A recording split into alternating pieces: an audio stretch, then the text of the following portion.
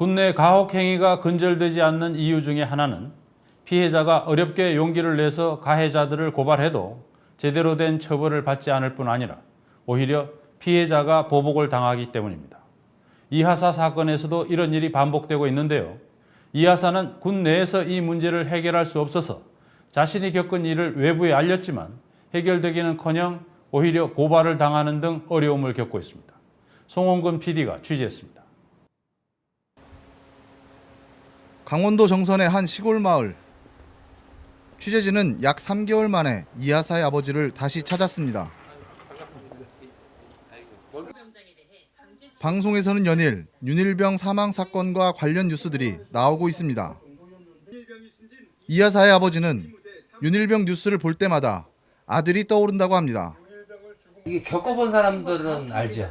근데 일반인들은 잘 모를 거야. 정말로 군이 이런 큰 사건이 나도 나겠다는 생각 진짜 했어요.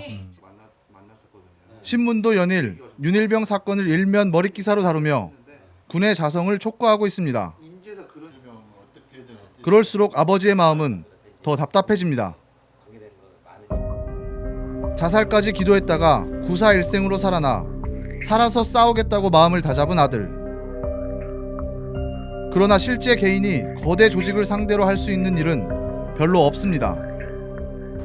공군 참모총장이나 공군에서 전혀 자기는 잘못 없다고 하고 뭐 가해자를 불러서 뭐 조사한 것도 아니고 피해자를 불러서 어떻게 된 건지 물어보지도 않고 오직 피해자 너는 나쁜 놈이다. 너는 이러이러한 잘못을 했기 때문에 그것도 진짜 잘못도 아니고 그것도 꾸며가지고 거짓으로 해가지고 계속 압력 넣고 이런 군이 과연 전투에서 바로 설 수 있겠느냐.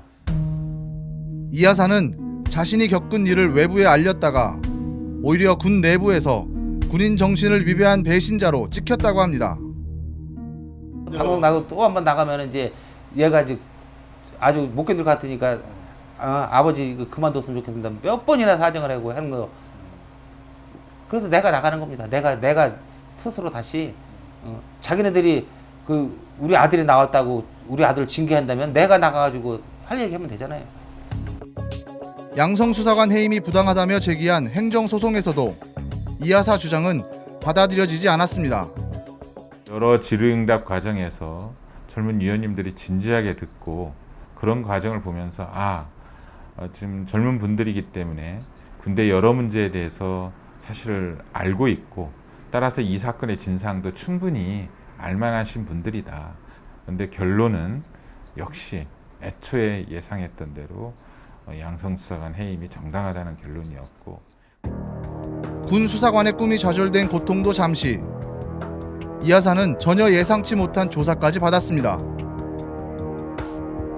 이하사의 선임 수사관이 지난 6월 업무 중 자신의 메일을 열어보고 허락 없이 파일을 옮겼다는 이유로 이하사를 정보통신법 위반 등의 혐의로 군 검찰에 고발한 것입니다.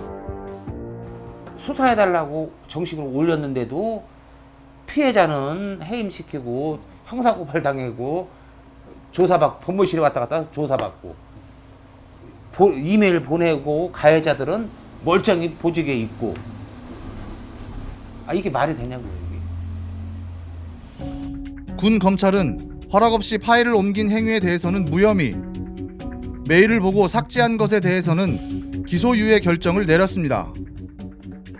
이 두 가지는 이하사가 양성수사관에서 해임된 사유이기도 했습니다. 군 검찰이 정상을 참작하고 무혐의 결정을 내린 것은 해임 사유가 적절하지 않았다는 것을 반증하는 셈입니다. 양성수사관 해임 사유로 삼았던 그 수사 자료를 자신의 컴퓨터로 옮겼다는 것 자체가 이미 수사 자료를 서로가 어떻게 공유할 것인가에 대한 암묵적 합의하에 이루어진 것이기 때문에 공군에서 그 자체를 인정함으로써 결과적으로 양성수사관 해임 사유 중에 중요한 사유가 아무런 근거가 없다는 것을 스스로 자인한 것입니다. 윤일병 사건을 폭로한 군인권센터의 임태훈 소장은 이하사의 선임 수사관이 이하사를 음해하는 메일을 받은 뒤 발신자를 조사하지 않은 행위가 오히려 징계위에 회부될 사안이라고 지적했습니다. 오히려 이 메일을 받은 사람이 그 메일을 보낸 사람에게 항의를 해야 되는 게 맞죠. 이게 어떻게 된 것이냐. 부서장이 보직 해임이 됐고 2명이 견책을 당했으면 니네들이 잘못한 게 맞네. 근데 왜 이걸 나한테 보내지? 의도가 뭐야? 매우 불쾌하다. 나의 부하에 대해서 이런 식으로 음해하는 것은 좌시하지 않겠다라고 하는 것이 맞죠. 근데 지금 거꾸로 가고 있잖아요. 그러니까 사리 분별력이 없는 사람은 이 사람이 아니라 이 사람을 해임하게 만든 그 상관이 오히려 수사관이 돼서는 안 될 것 같아요. 그러나 공군 측은 이하사의 선임 수사관과 메일을 보낸 5년 전 가혹행위 가담자 양모 상사에 대해서는 정식 징계 절차도 밟지 않았습니다. 다만 참모총장 명의로 메일을 보낸 양 상사에게는 경고를, 메일을 받은 선임 수사관 조모 중사에게는 주의 처분을 내리는 데 그쳤습니다.